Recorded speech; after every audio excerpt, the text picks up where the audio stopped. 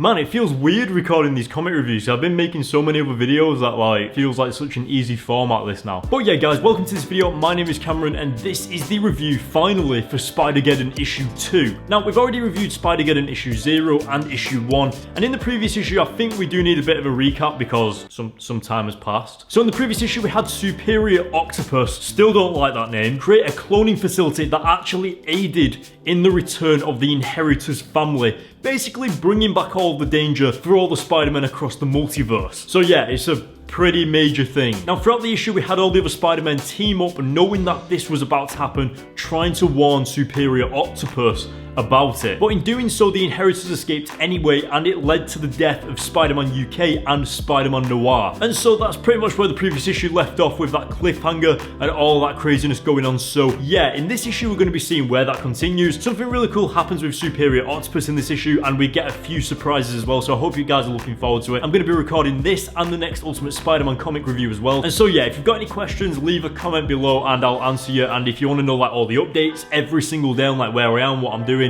follow me on Instagram, the links are in the description, and you can stay updated 100% through Instagram stories and Instagram posts and all that cool stuff. So yeah, I think it's time to get into Spider-Geddon issue 2. So let's go.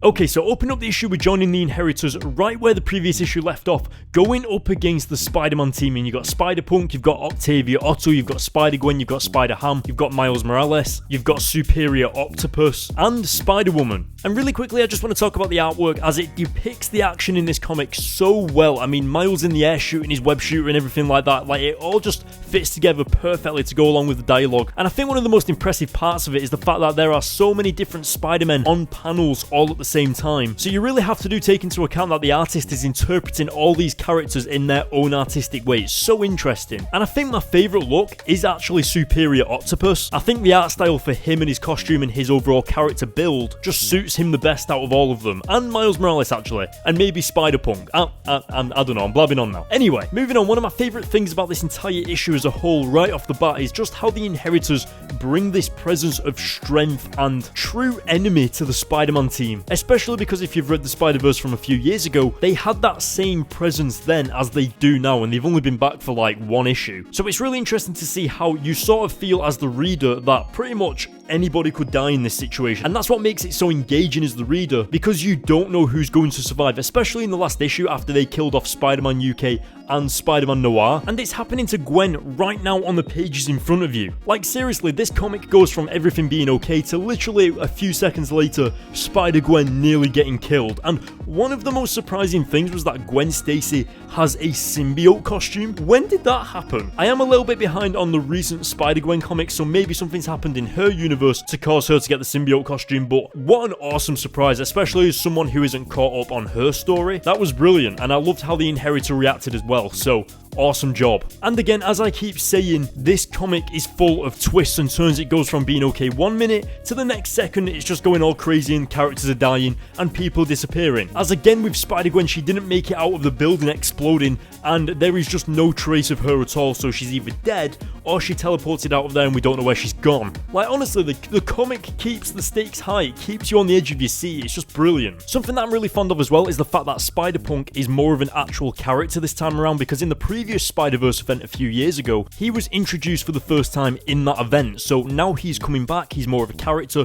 we know him a lot more, and so every single time he talks in this comic, you sort of read and listen to what he's actually saying instead of him just being a random side character. Now right now we're getting into the side of the comic that I was actually getting quite infuriated with, because some of the characters just didn't make any sense really. Like the most logical thing to do would be to bring back the Spider-Men that fought the Inheritors last time in the previous Spider-Verse, but instead these Spider-Men are letting their own opinions get in the way. So for example, Superior Octopus, who is one of the smartest Spider-Men out of all of them, doesn't see the benefit of bringing back the experienced Spider-Men, which is why in this comic I feel like some of the characters' dialogue isn't very consistent, because Superior Octopus is super smart, and so you'd think he'd be able to see the bigger picture and put aside his own opinions of various characters in order to win this insane war that they're about to go into with the Inheritors. So hopefully some of you guys agree too. Now as you can see on screen, something is happening that I so didn't expect, and it's the fact that Khan and his own sister are about to fight to the death. And I was not seeing this in the comic at all, but I love how Khan carries himself in this confident fashion towards his own family, and especially because the Inheritors have been gone for quite a few years now, so Khan has been able to develop his own confidence whilst they've been gone. But now the best part of the comic is by far when Superior Spider-Man gives up his Superior Octopus costume to return to his original Superior Spider-Man costume. That is just so badass and completely unexpected. Like, seriously, it actually feels like a Spider-Verse event now. It's so awesome to see Superior Spider-Man going back to his original suit. It really, like, it just makes you excited to read the next issue because you know he's serious about it. And it also explains why he was in that costume when he picked up Spider-Man PS4 in Spider-Geddon issue 0, so it's nice to have those answers as well. And this is where Superior Spider-Man begins to recruit other Spider-Men for this Spider-Verse event. It's got so much nostalgia behind it, especially if you followed every single issue of the previous Spider-Verse a few years ago. Like, honestly, it is playing out pretty much exactly the same, and you almost can't believe it. Like, if you was in Superior Spider-Man shoes, you would just kind of be like, not this again. And so the reason why this Spider-Verse series is so good is because it has the previous Spider-Verse behind it to leverage it. It's so good. But now coming up to the final 2 pages of the comic, we've got Khan battling it out with his sister, and one of the most unexpected things to happen was the fact that Khan actually stabbed his sister, and in a turn of events, she turned around and absorbed him as a spider totem. Khan has been spending so much time with the Spider-Men that he has become a spider totem himself. And then of course the comic ending with Spider-Gwen landing in a universe that she has no idea where she is, no idea what time she's in, and no idea how to get back. Okay, Gwen seems like she's pretty stuck, but having seen the new Spider-Verse movie, we know that Gwen's a little bit of a badass, so she should be fine. So yeah, just giving a little bit of a recap of my favourite moments and all that stuff. Let's start off with some of the things I didn't like. I felt the writing was a little bit hit and miss. Like, sometimes the characters were having conversations about stuff that didn't even matter in that particular moment. And I also felt it was quite silly how some of the Spider-Men agreed that they didn't want the same Spider-Men coming back to fight the Inheritors just because they didn't kill them at the end. What they should be doing is getting the exact same Spider-Men to come back, fight the Inheritors, and then just all decide to kill them at the end. I feel like the Spider-Men that have dealt with the Inheritors before actually know what they're going up against, so it would just make sense to get those same Spider-Men back. So yeah, that's kind of the only things I didn't like about the issue. The things I loved about the comic was Superior Spider-Man returning as Superior Spider-Man, like suiting up again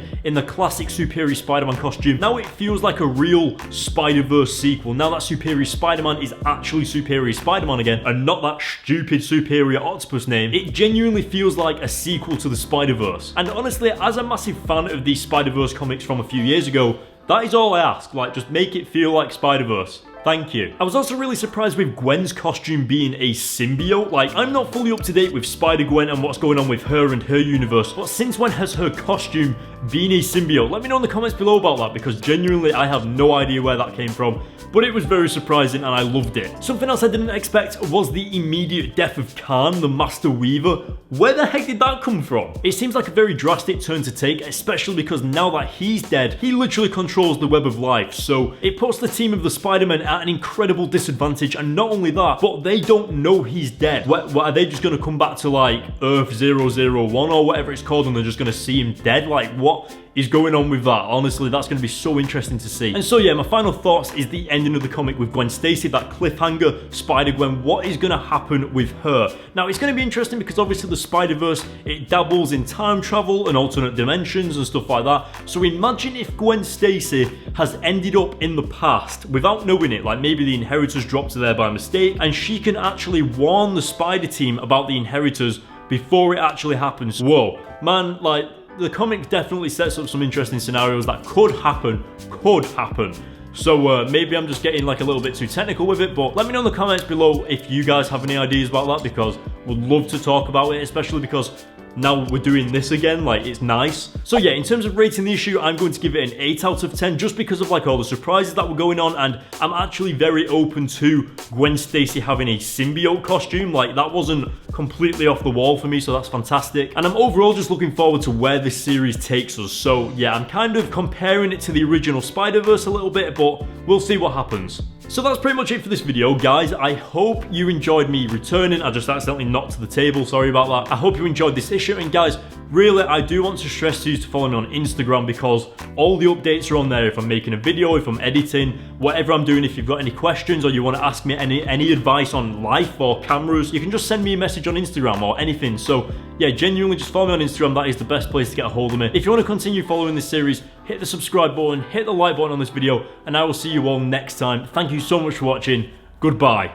Okay, so I haven't done this part in a while, but if you click here, you can see the Spider-Geddon issue 0 with Spider-Man PS4. And if you click this one, you can see my review for the original Spider-Verse playlist all in order.